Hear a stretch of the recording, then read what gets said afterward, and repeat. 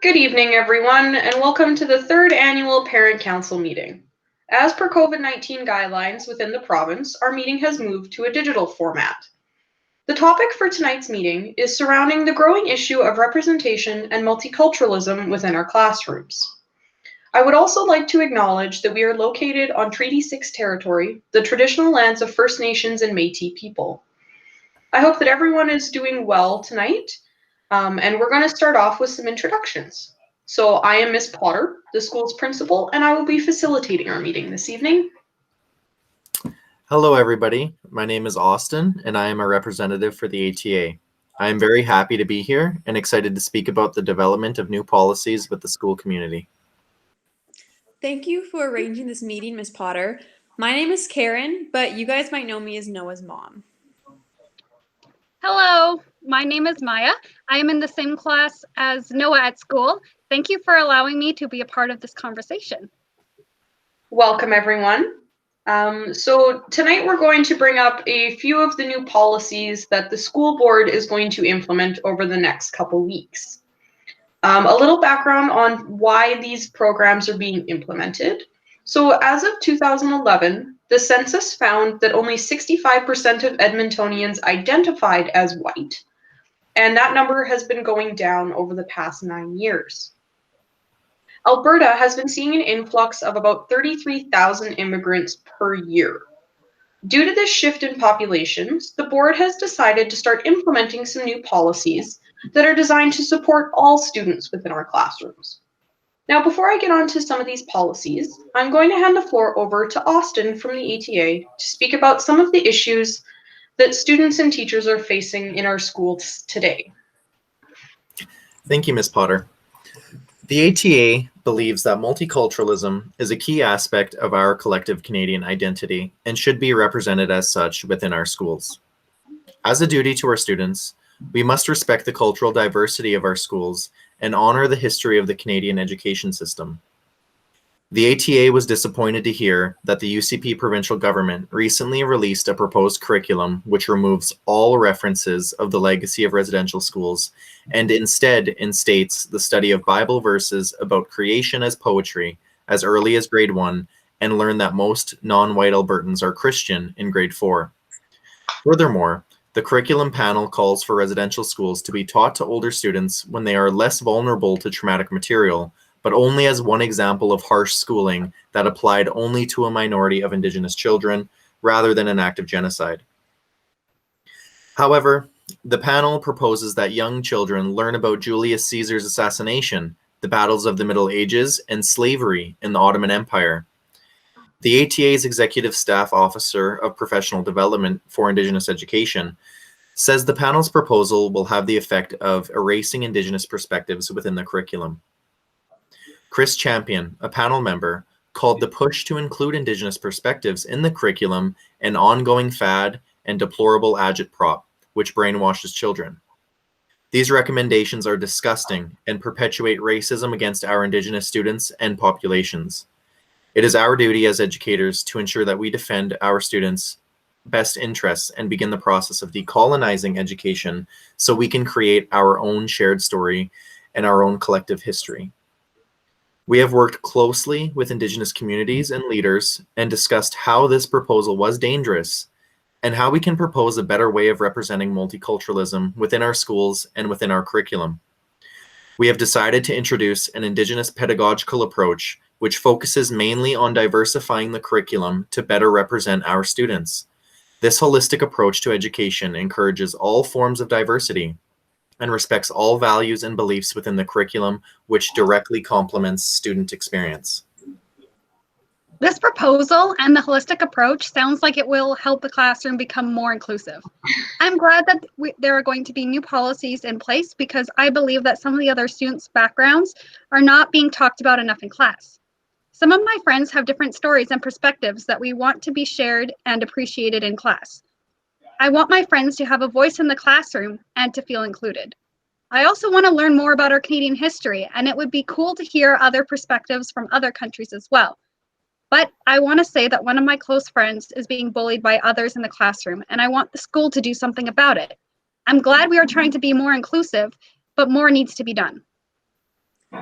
You know, I just think about my poor son and how his opportunities to learn about the Canadian culture and our Catholic religion have been replaced with all this other nonsense. Of course, we should remove the teaching of residential schools and teach Bible verses instead. It'll be so much better for our children. My son should not have to go through the trauma of learning about something that happened so long ago that we've had nothing to do with.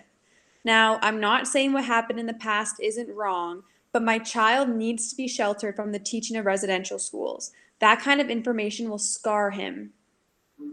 Karen, I understand your concern, but we've had complaints from students who are being bullied and segregated within our school because they are not Catholic and white. Karen, I want you to take a step back and think about how you would feel if Noah was taken away from you. You weren't allowed to see him or contact him, and he was forced to learn a completely new language and culture that you did not understand. I'm sure you would want other people to learn about it, to raise awareness of it so it doesn't happen again. This is why we teach our students about the Holocaust and the Holodomor. Our students deserve to know about the things that our own government has allowed to happen. As you are aware, students are sent home permission slips before sensitive materials are discussed in class, and you have the right to pull your child from the lesson. Regarding the Bible verses, we are in a public school, and in turn, teach a variety of students from a variety of backgrounds. And it is not our job or responsibility to teach that kind of content. If you wish for Noah to learn that kind of material, please send me an email and I will get you in contact with the local Catholic division. Again, you would not appreciate someone teaching you or your son a new religion because the government discredits your own. One of our first steps to gain more funding to support students who are part of this minority. We want to allow all students to be able to interact with cultures and ways of life that they may not know and may not be their own in a safe and respectful environment. For those who did not know, we have a piece of federal legislation called the Multiculturalism Act that legally protects the rights and cultures of everyone in Canada. Pieces of legislation such as this are an important foundation that we need to support our students. The bullying that segregation that our students are facing is actually against human rights within Canada. Oh. I know that one of my close friends is being bullied. Other students are making fun of their accent and calling them names. This will even happen outside of the classroom and on social media.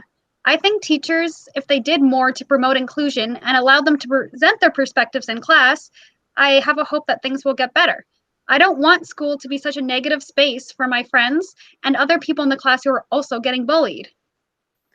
I get that, Miss Potter, and I'm sorry your friends are being bullied, Maya, but this is not the solution. We are Canadians, after all, attending a public school in Canada, so why should we bother teaching about other cultures? Karen, I'm going to ask you a question, but I'm going to answer this question first so you get an idea on what I'm talking about. How do you identify as a citizen? Personally, I identify as Ukrainian Canadian. So while I am Canadian, I still hold on to that part of my heritage that is not. The hyphen shows that while I am two different things, I am still connected to both. Regardless of if you only identify as Canadian, you are not a true Canadian.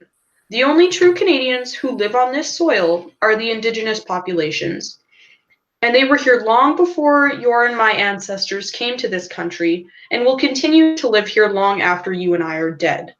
We, as the role models for our children, need to set an example that does not support ignorance and misunderstandings. It is important that we acknowledge the richness of our school's diversity. We are making the appropriate moves to include more pedagogical perspectives to the curriculum to meet the many diverse needs of our students. The purpose of this is to ensure that we create a safe and inclusive educational environment for all students, regardless of their cultural background. I understand that. However, a public school is not the place to be teaching this kind of thing. If parents want to talk to their kids about their history and culture, then that's fine, but they can do that outside of the classroom. Schools have been operating just fine, so why fix something that isn't broken? They have been around much longer than you, Miss Potter, and will be here long after you are dead. And as long as we're talking about this, Miss Potter, I'd like to point out that you went through the school system. And Austin, so did you. You guys both turned out fine. So why can't we just keep things the same? Hold on. Doesn't Noah have friends in our class? What about including them? We are in the classroom and we are having conversations in the classroom. Therefore, we should be discussing history in the classroom. They are important people and they deserve to be respected. Oi, Karen, did you even graduate? You know what, Maya? It is none of your business whether I did or not. And to answer your question, Noah has friends that he adores and respects. That doesn't mean he should have their culture shoved down his throat. Maya, you make a very good point. These new policies are not about forced assimilation, like what happened in our government-funded residential schools. They are about inclusion and making sure that everyone's voices are being heard, not just those of students from prominent white families. As some scholars have suggested, it is our duty to make sure that the history of Canada is not omitted from our classrooms.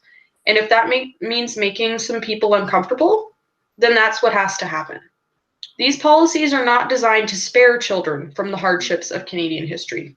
They are designed to give support to students who do feel this discomfort.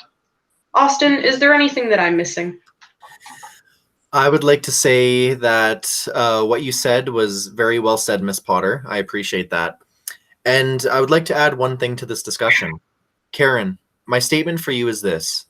If Indigenous children, as young as 3 years old, were old enough to be forced to attend a residential school and endure the traumatic experiences and violence, then I believe that any child is old enough to learn about this piece of Canadian history.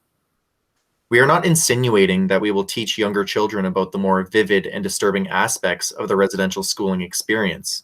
Instead, we are introducing them to the general concept of residential schools. And as the student progresses through grade levels, we educate them more in depth on residential schools and the events which transpired. Our goal is not to scare your children.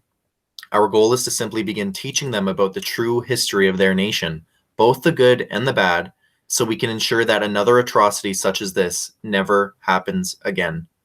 This is our shared story, and we must begin sharing it. Thank you for your time. Okay, well, I would just like to thank you all for coming tonight and for all of your feedback. It has been greatly appreciated. If anyone has any other comments or concerns, feel free to contact me. You all have my email. Have a good night, everyone. Drive safe, and don't forget to wear your masks. I will not be wearing my mask. It is my right. I have an exemption card. I can't breathe with my mask on. So you will not find me wearing a mask. And Miss Potter, you better watch out because I'm going to be speaking to the superintendent after this. Well, Jerry's going to have a field day with her. Okay. By the way, Miss Potter, I wanted to point out that Noah definitely wears his mask at school. But okay, Karen. Thank you for including me and listening to my point of view. Have a good evening. Have a good night, everybody.